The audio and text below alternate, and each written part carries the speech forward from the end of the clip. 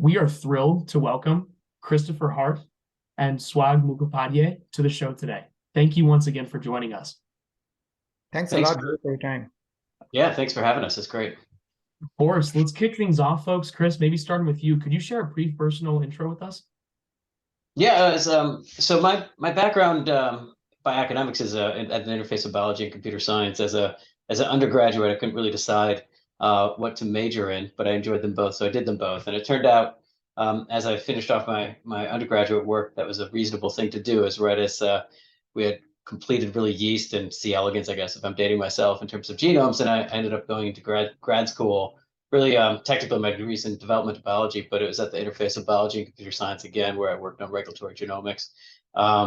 After my graduate work at Caltech, I jumped over, did a brief postdoc at Yale, similar topics, and then I jumped ship from academia and went down and did science policy for a little bit. And I worked for an organization that advised the science advisor to the president, Office of Science and Technology Policy. There's an organization that was established by Congress, the Science and Technology Policy Institute, that is their advisory sort of team. And I worked there on a variety of things. But what got me back into the trenches was I ended up working on a report for personalized medicine, ended up jumping from policy back up to Boston, where I worked at Helicos, the first single molecule sequencing machine. That's a fun place to be for a little bit. And then fast forward, as they were closing down shop, I jumped down, taught for a couple of years as a tenure-track faculty member at the New College of Florida, and then was recruited out to Ionis Pharmaceuticals, where I built and led the functional genomics group. Had the good fortune of crossing paths with Swag at that time, and then, as we'll get into, the sort of notion of what you can do with oligos became too pressing to wait, and we decided we had to do something different. Thanks so much, Chris. Swag, yourself? Hi, I'm the co-founder and Chief Scientific Officer of Creyon Bio. My Swagatam Mukhopadhyay, Swag for short. Background is in theoretical condensed matter physics. Did my Ph.D. at University of Illinois, Urbana-Champaign. Did a first postdoc in physics, but got lured by the complexity and the wonderful things that are going on in biology and biological systems in general. So work closely with experimental biologists at Rutgers University, working on yeast and epigenetic silencing and long-range gene regulation before moving to Cold Spring Harbor. Worked on siRNA and then eventually in autism genomics, which was my first exposure to kind of human disease. And it was a great exposure to complex disorder, because a lot of the things that we do with Creyon is motivated by this gene-centric understanding of disease. And after that, I moved to San Diego and ended up joining Chris's team. Chris recruited me to Ionis. And then, as Chris was mentioning, we felt that the power of the technology of oligonucleotides in general, not just antisense oligonucleotides, siRNAs, and broader class of guides, are really shackled by the current kind of trial and error paradigm of drug discovery. And we want to engineer these molecules, and we don't want to embark in this very costly and time-consuming journey of drug development, which is the old established trial and error method. San Diego is a great spot to be. Thanks again, Swag, for the intro. Before we dive too deep, Chris, could you just provide a brief intro to Creyon for us? Yeah, so it's worth taking one step back and sort of look at the world we live in, and modern biology really propelled by the genomic revolution and the allied technologies that came along with it, has given us the capacity to understand the genetic and molecular basis of disease better than ever. But the reality is the drug discovery and pharma industry still makes on average about 40 drugs a year. That becomes a really acute problem for especially the rare community, where we're now leveraging that technology to unravel the molecular and genetic basis of disease, allows patients to sort of end their diagnostic odyssey to a place where they understand what would be potentially therapeutic beneficial at a molecular modulation level. But our capacity to make drugs is just very, very, very far from being able to make that information actionable.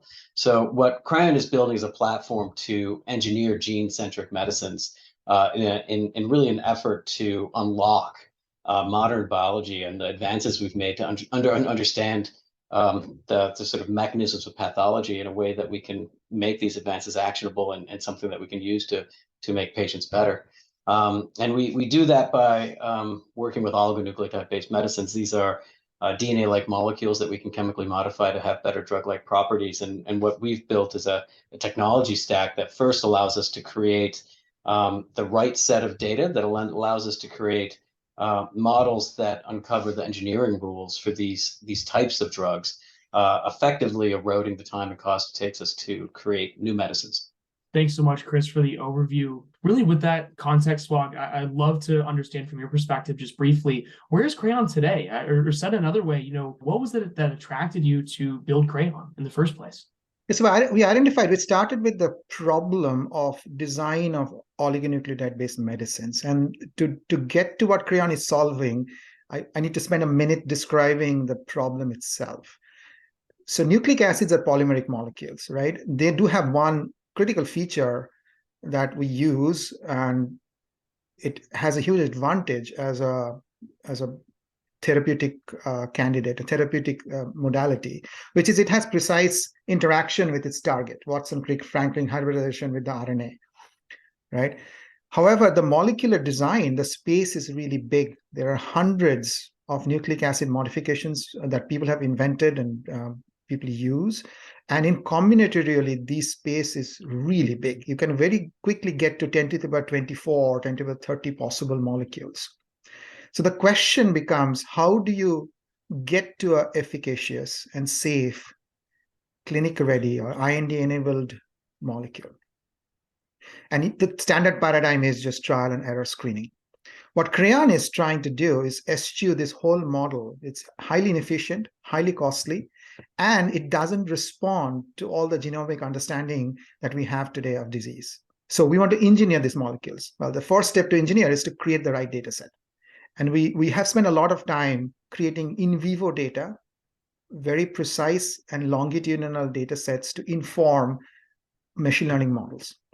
And then we go back, build the models, and try to break the models we build by basically testing these models' predictions in, again, the next set of pharmacology studies on safety and efficacy. And we go on doing this in a cycle, the active learning cycle, to improve our models. And this is a very different approach. This focus on creating the right data set and refining the model is a very different approach than I think any other company out there. On top, we have the expertise in nucleic acid chemistry, both computational and wet lab, to do chemical surgery on these molecules and precisely modulate toxicity when we see a problematic molecule coming up that we don't have perhaps sequence freedom on, and we need to use chemistry to modulate its toxicity. I think it's a fantastic introduction to what you're all building at Creyon. Excited to dive in deeper. But I think this lends a little bit to the origin story as well. Chris, I'd love to point it to you for a second, just starting. Creyon really emerged in 2019, as Swag was mentioning, really transforming drug development via engineering RNA-based medicines and their components through oligonucleotide-based medicines, OBMs. And Chris, I'd just be curious from your perspective, could you tell us more about the genesis of Creyon? What was really the spark that started it all? Yeah, like many things, there's always, it's not really probably a single spark, or it's like a culmination of many observations and many things that like drive to a point where there's a threshold, an activation barrier that's been reached that made it sort of undeniable that we had to do something and push forward with creating Creyon. I think Swag and I sometimes refer to ourselves as reluctant founders in terms of thinking about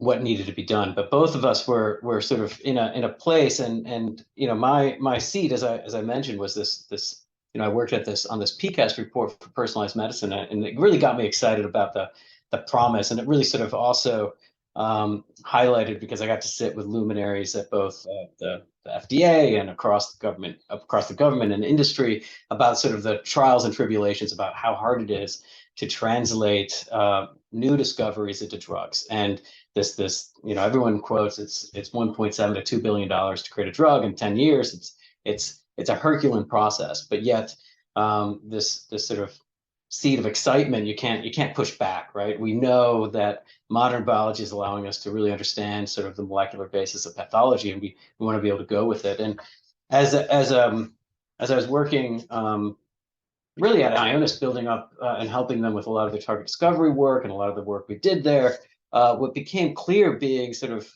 embedded in that space, was the entire industry was focused on making oligonucleotide-based medicines, ASOs, siRNAs, guide RNAs. Everyone does this in the same way, and they treat them like small molecules. As as Swag mentioned, this treatment means that we apply small molecule screening campaigns to identify these sorts of compounds. This is the standard way the industry's work, which is we'll just screen. We'll screen our way through and we'll do this. But that's not really solving the problem. The problem is that we have patients being identified now within 3 hours of being admitted into a hospital with a whole genome sequencing. They know what they need to happen. We can't wait 10 years. And then you talk about, we have 10,000 rare diseases that have been identified and named, but yet, how long will it take? How many millennia are we willing to wait to get medicines for all these treatments where we know we have the capacity to create them? We just don't have the time to wait for sort of a discovery process to work its way through. Nor do we have across the global economy enough money to pay for it. So we had to think about how do you truly solve what is what I think is the biggest problem of the industry, which is it just takes too long and costs too much to create new medicines. And what sort of became apparent is that we needed to think about it differently, and we needed to have space to do that. So we created Creyon really to sort of think about how do you solve this problem? How do we think about getting to a place so we can, as Swag said, remove trial and error from the drug discovery, change it into really an engineering paradigm. So that was the seed that sort of propelled the creation of Creyon. And then as we built up the technology stack and we sort of figured out that there was a better way, a way of engineering first the data set, and then that allows us to then engineer the compounds. Things started to fall into place, and that was now we're on a pretty exciting trajectory, I think, in terms of being able to make true the promise that we've all expected for oligomedicines. Since their realization in the late 70s that these things could exist, getting to a place where we could actually deploy them, in an efficient manner to sort of really help patients is, that's where Creyon is headed. Chris, I think that's an amazing overview, and I really appreciate you diving into some of the key unmet needs in the space and what Creyon is doing to address this. Swag, I kind of want to put that towards you and continue on that conversation. Would love to just take a step back a little bit, learn more about the Creyon platform, kind of step by step, about within OBMs, how Creyon is addressing the situation. And you kind of mentioned in the past, Creyon has taken an engineering approach to creating new OBMs, so technology, like you mentioned, Chris, that's been around since the 70s. But can you just share more about the drug discovery platform that you're pioneering at Creyon? I mean, what makes it different from the traditional trial and error screens that you mentioned in the past that is so unique to the industry now currently? Great question, Drew. So first, let's walk through briefly with the trial and error method and see where, even in the most optimistic scenario, where it lands, right? So imagine you're a big OBM company and you have 30 years of data. It's still retrospective data, and the point is it's very, very biased. And this bias would not be very constricting if the space of design was small. And in machine learning, we call commensurate data size, right? The data size that supports a model so that it's not underparameterized. It is data rich. The problem with the field is that to be data rich, it's an ungodly amount of data to really be data rich. And that's not a shortcoming of the platform, by the way. That's the shortcoming of the design paradigm that people have taken. So as I said, the naive size of the data, if you take like a oligonucleotide of say 20 nucleotides long and you're playing with chemistry and say you want to deploy 3 or 4 chemistries, because it's 20 nucleotides, of course, all the nucleobases, A, C, G, T, on top you have these chemistries, you very quickly get to numbers that are ungodly, 10 to the power 20, as I mentioned, or 24. So commensurate data set to really learn from retrospective data, it's bound to failure is the problem.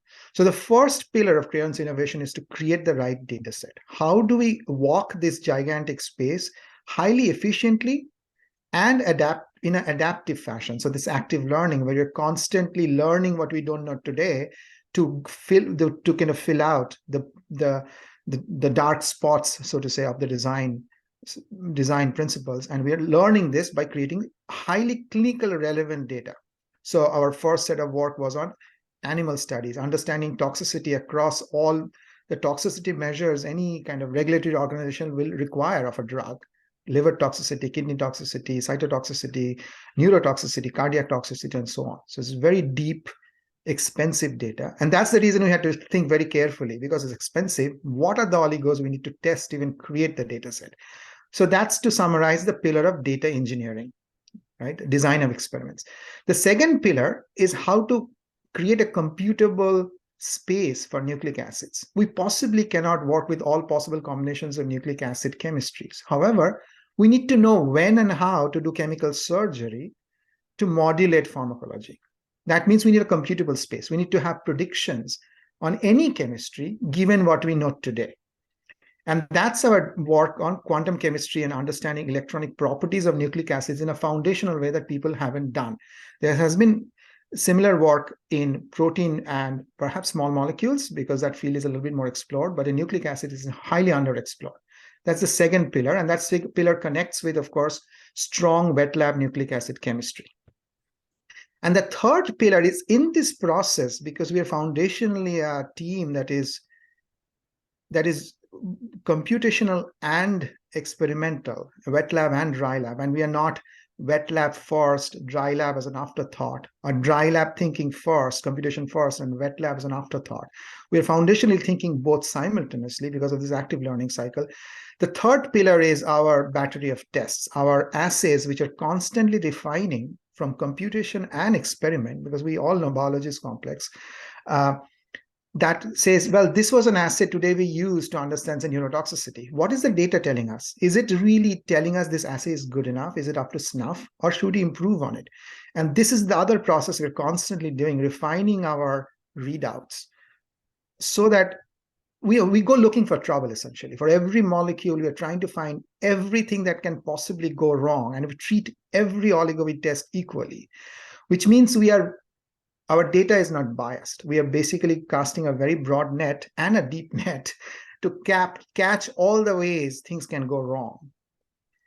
And that allows us this other level of engineering, which is multimodality, right? Connecting many, many modalities of toxicity and finding common themes. Enough simplicity, but not too simple, right? Just the right amount of simplicity to be able to use machine learning where it's most impactful. A lot of companies say they're using machine learning, but the point is, what's the most impactful, costly place to use it? And we would argue that's in short circuiting, eroding away the time and cost to get to a lead molecule, get to a IND-enabled molecule, get to a phase 1 molecule. That's the part we're focusing on. How to make ultra-relevant data sets so that when we say a molecule is designed, it is out of design itself safe and efficacious. And that safety and efficacy is supported by an enormous amount of preclinical data. And tomorrow, as Creyon grows, hopefully also enormous amount of clinical data. Thanks so much for the overview, Swag. I think, just as a quick aside here, I'd love just a question potentially to the both of you, just talking about the structure of the company itself. I think, Chris, you mentioned earlier the structure and how you are building Creyon is unique in approach, in a standard that hasn't been reached before. And as you mentioned from the logistics, Swag, having to have real integration between wet lab, dry lab, actually having proper data sets for that North Star. Could you talk a bit more about the formation of that structure? Was this something, Chris, you had from inception? Was this a debate and is an ongoing conversation? Swag, I mean, how has that kind of evolved over time when you've been building a truly unique solution in this space? I'd be curious. I can kick things off, and I think Swag and I both are deeply interdisciplinary in terms of our background and our thinking. So we've both been in organizations where silos have become stifling. And so we've been pretty active in terms of making sure that we minimize where there's silos across the organization, and that we also recognize very, very early that there's no driver in terms of whether or not it's going to be driven by biology or it's going to be driven by computation. This is truly a collaborative, shoulder to shoulder, push forward to solve problems. And in order to get that, we really needed to, make sure we're collectively capable of getting that interdisciplinary boost that you get by bringing multiple minds that think about problems with different both tools and different perspectives to bear. So in that sense, we've been, I think, remarkably successful to recruit an amazing team of interdisciplinary scientists, from deeply quantitative, theoretical scientists to amazing engineers that can develop software, to bench biologists and bench chemists that can make molecules and can make cells do things they need to do, to pharmacologists that can make those translate into animals and do the studies we need to do. And then on the other side, we've also brought in amazing expertise on the organizational side to make sure that we have great project management, great outreach to rare disease communities that we need, and policy experts that we need to make sure we're pushing forward on. So the team is holistic in that space, and we've been careful to make sure that we empower the team in a way that is supportive. By one of the things we do is we have a mentorship network that's very deep and very structured to allow every Creyoneer to feel as if they're connected to the team, while also we've constructed projects that allow any Creyoneer to sort of push forward and elevate themselves to lead a project or be part of a project. And that allows us to have this multidisciplinary team sort of come together and solve problems without worrying about, is this a problem for the chemistry department? Is this a problem for the biology department? We'll never say those things because those are antithetical to actually bringing together the sort of real power of the team, which is this interdisciplinary mind share. One of the things I like to ensure is that everybody at Creyon feels as if they're capable of doing more good for the world by being part of Creyon than they would individually, and they're in no way being held back by process or the organization, and that they're being elevated at all times. Yeah, that's a nice segue. So add to that what Chris was mentioning, right? So about focus on the problem. Right, so I'm deeply inspired by the history of, say, Silicon Valley, Fairchilds, and the Treacherous Eight, and also in biology there are clear instances, including the Genome Project, and predating that, kind of the atomistic theory of behavior, the atomistic theory of gene, strong influence of quantitative scientists thinking in biology, and vice versa, biologists influencing quantitative scientists in foundational changes in paradigm and, I would say, discoveries. Right. So we are not a bunch of people with a hammer looking for a nail. I think this is one of the common problems in the industry. It's like, we have a tool and that is going to solve all of it. No, it's the problem that decides any and whichever tool that exists that should be applied, and any and whichever tool that needs to be built should be built without constraining those tools by the toolbox or the tool user. Right. So the tools should be built collectively and effectively. And we instill that in the team quite a bit, and it's kind of organic and natural anyway. People recognize that we don't have departments that says, oh, this is just the biologist, this is just the software folks, and there's the computer guys, and that distinction is just, as Chris mentioned, antithetical to our kind of culture. Of course. And I mean, I can already see the engineering mindset, as we discussed, jumping in there. I think the interdisciplinary, the work that you're doing, building out the tool-centric approach rather than just the single hammer, is fantastic. I mean, it's already amazing to see the structure, but to continue down that thread, and something that I want to press a little bit further, I'd be curious from your perspective, Chris. I mean, Swag, as you kind of mentioned on the platform itself, it really works by identifying the design rules and engineering principles for OBMs within a wide variety of modalities, so just all across OBMs. I mean, widely enabling the vision for on-demand gene-centric therapeutics. So this is something I want to focus on for a bit. The landscape that you kind of mentioned, which is constantly growing, which with each new experiment really has a potential for creating a more robust and efficient predictive model platform for OBMs itself, rather than just have the hammer. I mean, the platform has been amazing to see how it's been able to iterate and grow, but I'd be curious, Chris, from your perspective, can you expand on the potential of this technology within the space itself as the platform grows? I'd be curious to see this kind of flywheel effect as we talk about tools here. Yeah, I think there's two aspects of that. There's the aspect of near-term application of what we've built.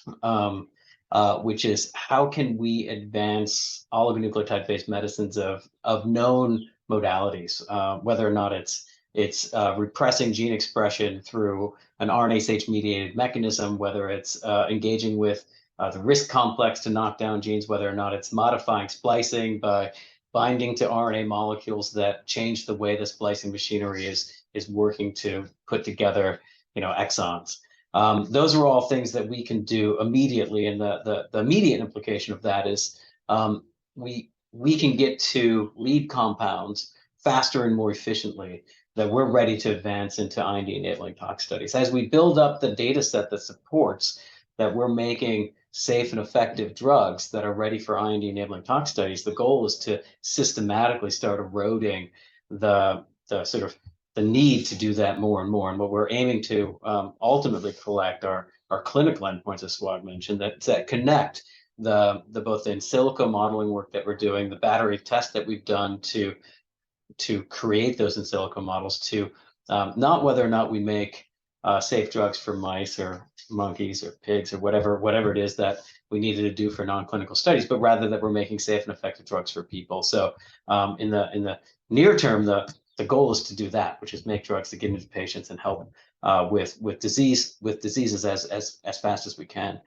Longer term, the sort of amazing, and what keeps me very excited about the platform is this capacity that as we think about the molecular biology of the cell, oligos have a privileged opportunity to bind and interact with the real players that read out the genome and make the cell do things. And as we better understand the role of RNA, which is constantly surprising us with the ability and its role in sort of orchestrating how the cell does what it does and how it goes wrong in pathology, oligos can play a role in very precisely changing that behavior and having an impact on bringing back and restoring health at a foundational molecular and cellular level of disease. So, but all of those new mechanisms that you may dream of, whether it's changing the way weird nuclear specules find, or changing the way an RNA migrates through a cell, or whether it's recruiting something like ADAR, or even using a guide like CRISPR.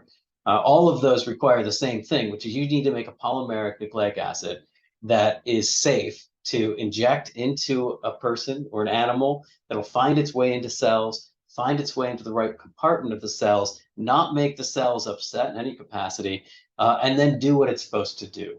And what we've built out is a tooling box that allows us to understand how do we put these components together so that we can understand how to make these drugs safe and effective.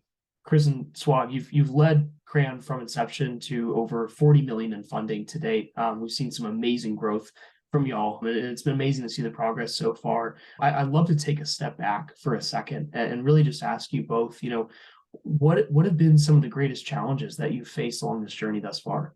Yeah, so one of the greatest challenges, perhaps a social phenomena, right? So there is this problem that AI and ML has a strong hype cycle. Then on top of that, there is this perception and perhaps lack of identifying the problem, right? I think we are very good at problem statement. I mean, Crayon's mission and vision is highly quantifiable.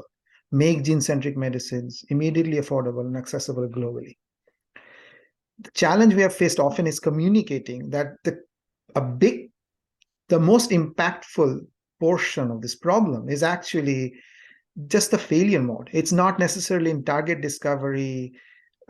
Some of it is true, but not entirely. A huge portion of it is the failures of every lead molecule where the target is completely validated. It is obvious. It's a rare disease and maybe there's a mutation, there's a Mendelian disorder. The target is obvious.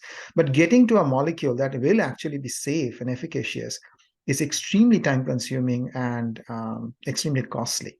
So where machine learning can have a far higher impact is in eroding those cost structure.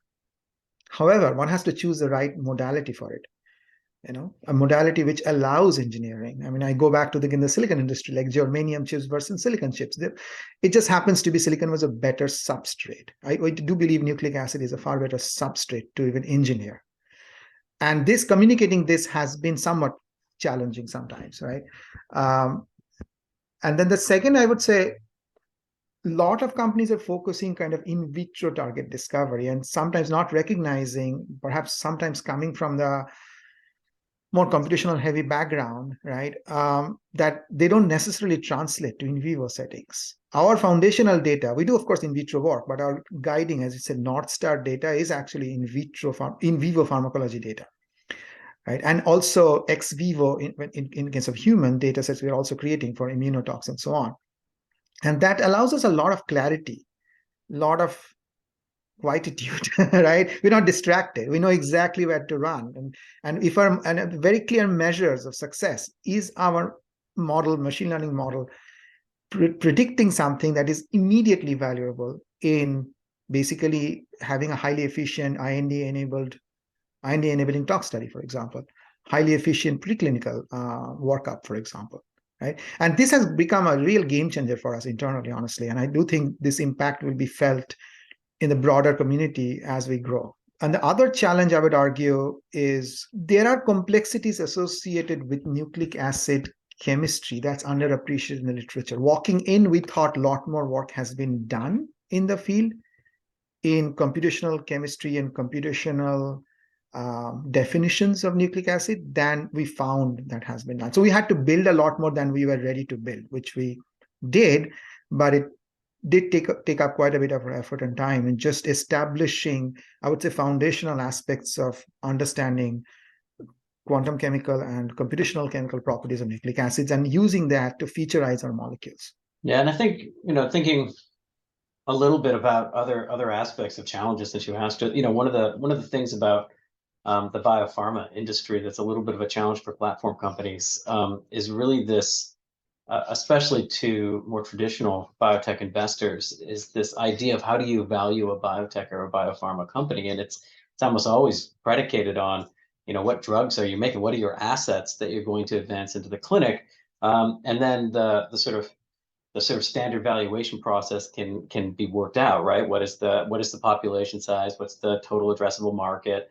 And then we can walk back from the total addressable market to how much you think you can charge, to how much payers will pay, to what your probability of success is. And your probability of success is completely predicated where you are in the stage of development. And if you're just starting out with the target, it's about 5%. So you basically out-risk your entire thing by 5%. But the value of what Creyon is building is not about a single asset. It's about how do we foundationally improve the probability of technical success as you progress from a target idea into the clinic. And to do that, we had to really focus on building the platform first, which meant that in the same amount of time maybe we could have made one drug or advanced one drug into like a sort of a certain place if we put all of our eggs in one target. That put a lot of risk on one biology target. Rather, we've distributed that out and built a platform. And we've been fortunate to find investors that actually share in this vision of platform first value. And one of the stories I sometimes like to reflect on is one of our investors at DCVC Bio, John Hammer. When we first closed our seed round, Swag and I had this. We did the math, so to speak, on the trial of the experiment we wanted to do, which was we knew how we wanted to engineer the data set. We did a whole bunch of in silico work to show that it was going to work, but we hadn't done the experiment yet. So we sort of bet the farm, if you will, on doing this ridiculous in vivo rodent study where we spent a ridiculous amount of time and money on sort of executing on testing a collection of what we sometimes refer to as survey compounds in vivo in mice. It took a long time, took a lot of animals. And we shared this data with John Hammer, and he was like, wow, that is the biggest mouse study I've ever seen, and you still don't have a drug.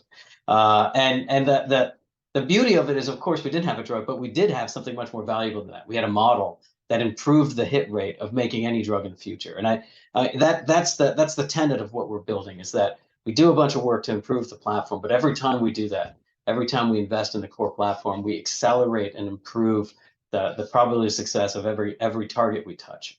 And getting the investment community to think a little bit differently about how you value this capacity you have to improve the success rate and accelerate the success rate is a bit of a challenge. But I think it's a challenge that will be solved by data, and that's what we're creating.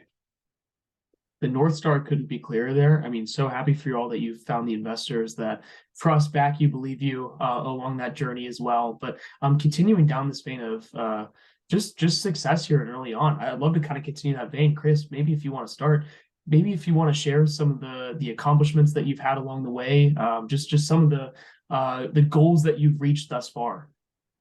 Yeah, one of the biggest thing that I think we've accomplished is we've assembled an amazing team. The group that we've assembled in terms of the scientists and engineers and others around the table that are helping us achieve what we need to achieve to have success is outstanding. And the team ancillary to our core Creyoneers, the investment team and our advisors and board members they're all amazing. First and most importantly, the team is exceptional, and that is something that I count my blessings on every day. And then from a technology point of view, we're really sort of at a place where the platform's working. We're able to make compounds faster and more efficiently than you would without using our tooling. We're able to create data sets that can inform models that accelerate learning faster. We haven't talked about it, but we've also turned some corners on we're nucleic acid experts as our core competency. We have a delivery technology built up on using aptamers, which are folded nucleic acids. That's also making huge progress in terms of getting us access to tissues such that we'll be able to create compounds faster than anybody else and get them into the right cells at the right time to really make a difference. Thinking forward, those accomplishments are something we're super excited about, and now we're sort of turning our attention to how do we make sure we're translating the advances we've made in the non-clinical world to the clinical world. So looking forward, that's where we're headed.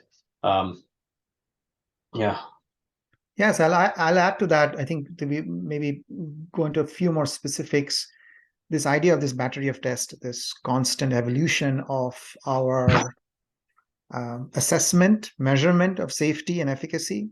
We have learned a lot in the process, and surprised that there was big, I would say, gaps in our knowledge, I would say community's knowledge in kidney toxicity, immunotoxicity, delayed neurotoxicity of these molecules, and we are systematically now managing to eliminate these. And today I would say we're at least an order of magnitude faster at getting to a molecule that you would take very seriously as a lead molecule. So we do 10 times to maybe sometimes 100 times less screening than others who are doing trial and error will have to do. And that's, as you can imagine, that's a huge flywheel effect, right? Because if you have to do 10 times to 100 times less work on one gene, that means very easily and comfortably you can talk about going after 10 genes simultaneously, which is this idea of pooled approach that we are constantly kind of engaging in, which is, why do we have to do all trial and error? Why does it have to be one asset and all of the risk of the company is associated with a few kind of disease modalities and assets? Why can't it be more gene-centric and basically engineer for all of these simultaneously and see how the complexity of human biology selects the molecules, not the technical complexity of safety and efficacy of these molecules? So we are guaranteeing, or you're trying to guarantee, as Chris mentioned, right, technical safety of the molecules, the chemical safety of these oligonucleotides. That also has another very curious effect, which is being able to act on a completely novel modality, say it's ADAR or say it's CRISPR tomorrow or other innovative ways of using nucleic acids very fast. That's because we know how to create the most informative data set. We can integrate across same nucleic acid toxicities under multiple kind of contexts that we have already studied, and therefore have very strong priors on what might be a good design for a completely different enzyme and modality, right? Which is very powerful. And that's the reason we call ourselves a nucleic acid engineering company. And it's oligonucleotide-based medicines and not just antisense oligonucleotides or siRNA or ADAR guides. It's been amazing what you've seen so far. And I mean, having that data set centric approach and the efficiency gains that you all be able to have even so early on is just amazing. And Chris, as some of the delivery data comes out, maybe we'll have to have you both on back to talk about the successes there. And I'm excited to see what you all come up with. I mean, just looking back here, I think we've discussed Creyon to date here, I'd love to just project to the future a little more. So to ask you both, Swag, if you wanted to continue on, really just what's coming next for Creyon? We are getting really good at chemical surgery, which is when we have a constraint on the sequence space, or sometimes when we don't, we want to make better molecules, where to use nucleic acid modifications, how to use it, when to use it very precisely. And this is very satisfying for me because, as I was mentioning, right, the naive design space of this is so large that, you know, it almost was inconceivable that we would be able to do this. We would be able to say, here is a molecule, do exactly this chemical modification and exactly this position, and you're going to get a safe molecule. And we're seeing this in our data now, basically fallout. That's one. The other very exciting direction I was mentioning, we are also excited about the technologies that support our technology, right? We use obviously a lot of sequencing-based technology. Sequencing cost is going down, enabling, I would say, again, a flywheel effect of very thorough readouts on the effects of our molecules, the perturbations in cells and animals at a transcriptomic level. And then miniaturization automation has come a long way. Coupled with that, the strong progress made in sparse data and sparse learning, active learning, and machine learning, that miniaturization and sparse learning together allows an order of magnitude higher kind of, or 2 orders of magnitude sometimes, data gathering potential for us to understand the design space. And that's very, very exciting. And we have let's say, internal investments and efforts on all of those fronts. So, Chris, any additions there? Swag hit most of the high notes. I think thinking forward in terms of, maybe there's forward, 5-10 years, and then there's forward a little farther. But the thing that sort of, if you think about where the technology, the ancillary technology for both the battery test and the platform development we're doing, that's great as well. But the other thing that excites me is the ancillary technologies, which are sometimes I refer to them as the first mile and the last mile of drug development, which is the first mile is how do we dissect the molecular pathology, the molecular basis of the disease. That's coming faster and quicker for many things, and it's a place where we have we're building up to a place where it's going to be a kid in the candy store sort of scenario where we're going to have so many targets that we want to work off there, and we're going to have all these clear molecular modulations that need to happen. We'll need to have drugs ready to go for that, which is where Creyon's going. And on the other side, the last mile problem when you think about demonstrating clinical efficacy in terms of compounds in the clinic, how do you demonstrate efficacy? How do you ensure that when you treat a patient you're having benefit? And I think there's huge advances happening in the world of digital biomarkers and just our ability to sort of quantify the state of a patient, and those will come together to actually help advance all the technologies in the space. Thanks for the additions, Chris. I mean, as a quick follow-on as well, as we're just projecting out to the future here, you kind of mentioned the future as kid in the candy shop as we're talking here. I'd be just curious from your perspective how you think about the future of OBM drug development. What key technological and scientific advancements do you really foresee coming in this field? Maybe step by step, some in the near side, some in the future. Would there be a short roadmap that you'd kind of give to say this would be the next logical steps that we will see in the space?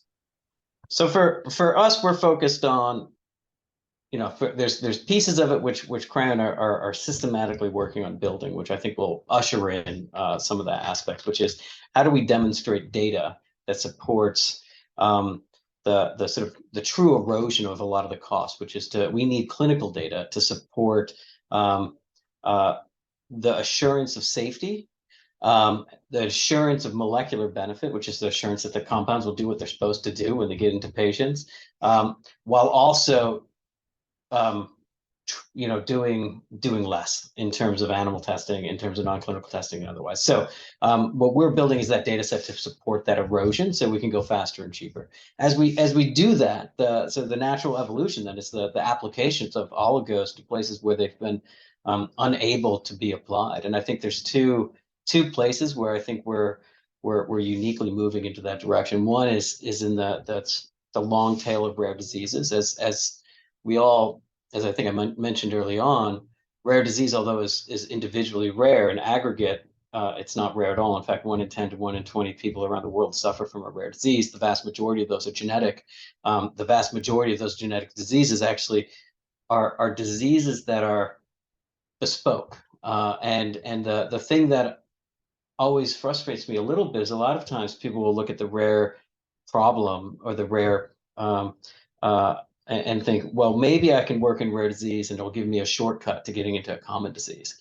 But the reality is often these rare diseases, although are in the pathways that are related to common diseases, the modulation and the drugs you actually need to have benefit for the rare patients, for these rare communities, are not the same that you'd want for a common disease, and that there's a misalignment, right? What's in the best interest of the rare community is not trying to find a drug where they're a shortcut to getting to a bigger population. You want to work for drugs to help the patients that you're trying to help, the patient in front of you, so to speak. So I think as we think about lowering that cost, it allows us to go into this increasingly vanishingly small patient populations.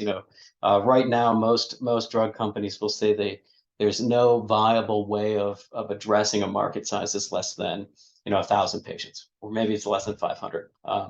But why is that? It's not because it's impossible to build the compounds. It's impossible to turn the crank. It's impossible to actually do that in an affordable way. We think we can get there so that there's no disconnect between what you need to do to help a patient and the cost structure for doing it. We want to make sure that when we build a molecule, we can do it such that it fits within the healthcare system that we live in today. We can provide it to patients within a cost structure that is amenable, right? We can't afford to have $1 million drugs for every rare patient in the world. We'll bankrupt everybody. So we have to do it in a way that we can do that in an affordable way. So I think the sort of next logical things that we see we're trying to pave a path for is to make sure we can address this long tail of rare disease. And then I think on the other side, in the common disease space, the ability for modern genomics to dissect and stratify common disease into increasingly small patient populations is true. And what does that look like when you look at cardiovascular risk scores, these polygenic risk scores that drop out in general? What do you see? You see that what drives cardiovascular risk for one person is not the same as the next, and it's highly both context dependent upon a person's environment, but also context dependent upon the genetic background of that person. What you probably need is not one drug, but you probably need a handful of modulations. Maybe I need PCSK9 knocked down a little bit, and maybe I need a statin, and maybe I need ApoB and something else, right? These are just risk factors, right? And maybe I only need it to bring me off the edge. If you think about most cells, they're like rheostats, right? And you end up in these pathogenic places where they're not able to control themselves. They end up on a flywheel of pathology. If we can bring those cells back to a normative, healthy state, we could get there. But the only way you get to a place where you can truly address this polygenic, complex genetic arena is in a world in which you can actually create drugs that you have confidence will be safe and effective at a foundational level, so you can get to a place where you can get to pivotal combinatorial trials in an efficient manner. And that's a longer term, I'm talking, a little bit out, but that's a place where I think we can get to. And it'll be an exciting world where you can actually make the sort of the promises of the genomic revolution realized with targeted therapies that are programmatically almost applied to patients to have benefit. Certainly. I mean, continuing down that future vein. So want to close this episode off with a few rapid fire questions, but kind of ties into here. I mean, as we're going down this vein, Chris, I'd love to ask you, Swag, as well. Rounding a time point in the future, we like to ask about 2050 on BIOS. So really imagine it's 2050. You're looking at the genetic diseases and rare diseases space. Where are we? I mean, what challenges have we addressed? Potentially, if you take a look into a crystal ball from your perspective, what diseases have we treated potentially? I mean, where are we going now? Yeah, I'm very optimistic about that future. In 2050, I expect, Creyon to have basically deployed printers essentially of drugs, right? A patient comes in, perhaps a kid in the NICU, a rare disease is identified. Most of the time, it's a really unfortunate event, one mutation in 4.3 billion letters, right? Sounds very unfair, and it is. It's very unfair. And then we immediately managed to print out a precise gene-centric oligonucleotide for that patient with full engineering of both the targeting delivery molecule and the gene modulatory molecule all in one go. And it's shelf stable, it's printable, and it's immediately delivered to the patient. I think it's totally possible. I think it's possible sooner than 2050. But 2050, I think it will be so routine that people won't bat an eye, just like we pass by an MRI machine and don't look second time around, right? I think it's an amazing perspective of where Creyon will be. It's super exciting to see the overall vision, the future of where you all are both looking at with Creyon and just the rare disease space overall. So incredibly inspiring. Just quick close off here. I mean, any closing thoughts, any shameless plugs, folks? How can folks learn more about Creyon and your work going forward? Obviously, we people are welcome to go to our website at crayonbio.com. But I think as far as a shameless plug, I'll say we're always looking for great people to be our next Creyoneer. And as we mentioned, those great people are of all domains in terms of expertise. And we're if people are interested there, they should contact us at jobs@crayonbio.com. Or write to me directly. I'm always looking for intrepid scientists, scientists with a deep sense of rigor, mathematical, biological, whatever the context might be, and just really passionate about challenges, scientific challenges, and deep thinking, foundational thinking that is necessary for, as you know, for a new problem. As I said, we define it by the problem, the expertise, it becomes broad and has to be very rigorous, right? And that we're always looking for that. So that's my shameless advertisement for Creyon. Wonderful shameless plug there. Good shout out to the great Creyoneers, working every day. Thank you all again so much for joining us. It's been a fantastic episode, and hope you enjoyed it as much as we did. We loved it. Thanks, Joe, for your time.